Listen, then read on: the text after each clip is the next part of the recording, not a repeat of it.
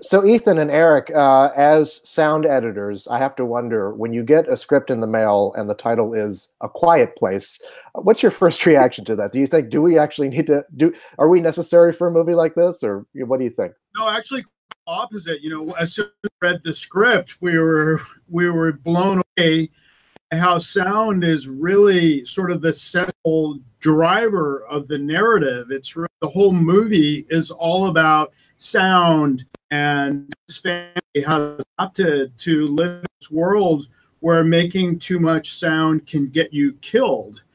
So we realized right away, you know, upon reading the script, that this was probably going to be, in some ways, our toughest sound design job we've ever tackled, because sound is so critical in every single scene, and all different layers or degrees of quiet, I should say. So it's really a film that's full of sound. It's just used in ways that moviegoers aren't used to hearing sound used.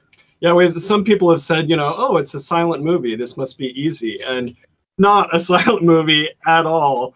I think sometimes there's a misperception when there's not a lot of dialogue. People just associate with silent films, but it's actually quite the opposite. It's full of sound, and the sound is kind of critical for every scene and every moment. And when we read the script, we're like, oh my gosh, the potential here is so huge, and this is going to be a monumental challenge. You know, oftentimes when we get calls from producers, can you work on our movie? You know, they oftentimes say, oh, this is going to be the most awesome sound challenge you'll ever have. And oh yeah, we've heard that before. And Bradler and Andrew Form, when they contacted us, said that, but they said, this time we're serious. This time it's actually legit. Sound is a character. Sound is sort of the spur hub of this wheel of the movie. And so we got pretty excited, and then immediately went in and met with John Krasinski and found out that he hadn't even hired a picture editor yet, and they were still crewing. This was early in pre-production before filming. And before we did anything, he's like, this is a sound designer's dream. And which was exciting for us to have filmmakers and a director in particular who was pushing to something really unique and special and see how far we can take it. And like Ethan mentioned, you know, there's sections of the film which are quiet. In fact, there's only 3 moments in the film where we do go absolutely silent, like digital zero. And that's when we're in the perspective of the daughter character, Regan, played by Millicent Simmons, when she turns the cochlear implant. But that's just a few seconds of the film. Everything beyond that is grades and shades of quiet between nature sounds. Family has adapted to having to live through quiet as a matter of survival. And we do, in fact, get pretty big in places, and that's when the danger strikes. So I think of all the films we've ever done, there's probably the most dynamic contrast, which made this a thrilling nut to crack, thrilling for us to figure out. Yeah, and just one other thing to add to that, you know, I feel like of all the films we've done, this is in some ways one of the most engaging films. You know, to get feedback from audiences that they're afraid to eat their popcorn and their candy in the movie theater was kind of very gratifying, because that tells us that people are engaged with the story and, you know, and into it. And I feel like, you know, in this movie we were able to achieve that level of engagement because of how we handled the sound design in many ways. You know, we were able to sort of create these moments that really draw the viewer into the perspective of characters and put them into their shoes, and in an engaging way where people become participants in the experience in some sense. Mm-hmm. It's interesting because I often talk to people like yourselves or composers, and one of the frequent topics we have in movies like this is, well, how do you create suspense through your work? And in this case, I mean, it really is, it's a matter of life and death when it comes to the sound design. Can you talk a little bit about, I guess, creating suspense, if you will, through your work? Yeah. Well, you know, so in the very open film, we had kind of established the logic of this world. And we're doing that without exposition, without characters explaining, you know, the scenario, and, you know, you can't make a sound that's too loud unless there's a louder sound cloaking it. You know, all that logic we had to describe and explain to the audience using sound design.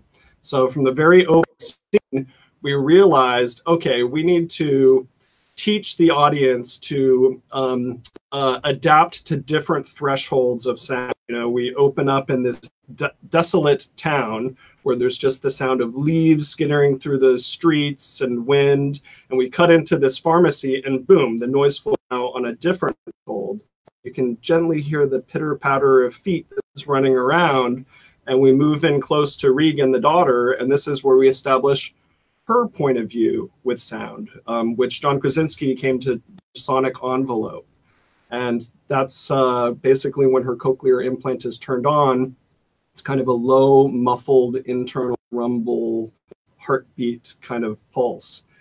And, in the original cut we got of the film, there was just kind of sound and music kind of plowing through everything. And so for us as designers, our job really is to engage the picture director, the filmmakers, and pitch our ideas for create moments, get this character's head.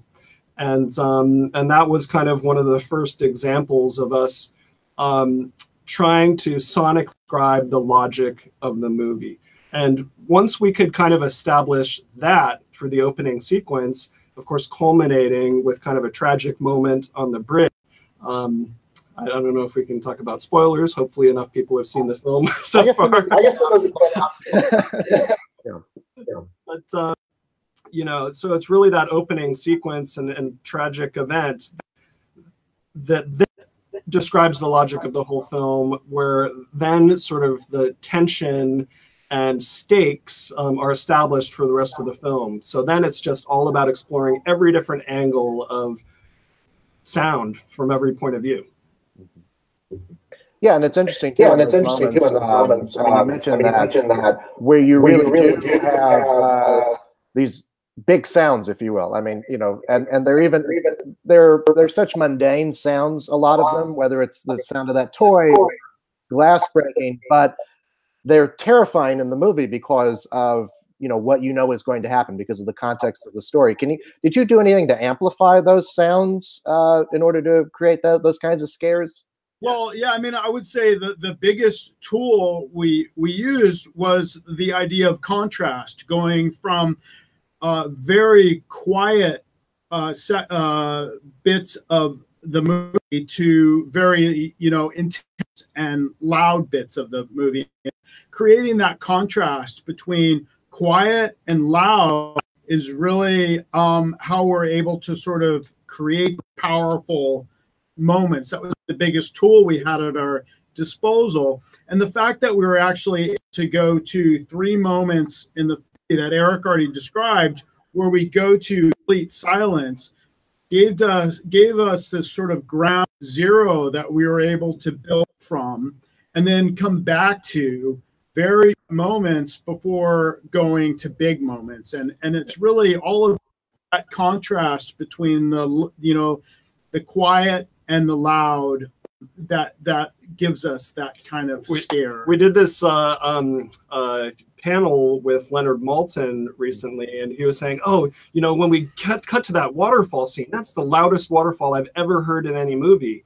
And it's not at all this waterfall in any movie, but it feels like it is because we're coming sort of this quiet, and kind of call that sonic dynamic range the equivalent of chiaroscuro in painting, which, you know, you have a Rembrandt painting that's all black, and then you have a shaft of light, and that light seems brighter than any fully bright painting because of that negative space. And I think that was one of the kind of awesome tools that we could play with here, which you normally aren't afforded. And normally the music, everything's wallpapered, it kind of lulls the audience. And this stripped that away and took away that lulling effect. So it really made people lean forward.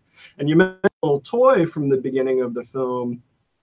One of the things we wanted to play with was make like a happy sound, because the juxtaposition of this terrifying moment, this life and death moment with a happy sound, just psychoacoustically creates something even more terrifying. And, you know, I think about like how Scorsese dealt with these horrifying scenes in Goodfellas, where you're hearing this really nice, happy music going with something just horrific happening.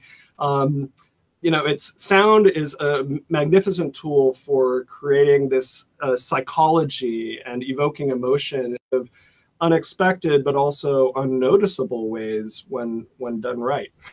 Right. Can you talk a bit about working with John Krasinski and what he gives you as a director that helped guide you in your work? Yeah.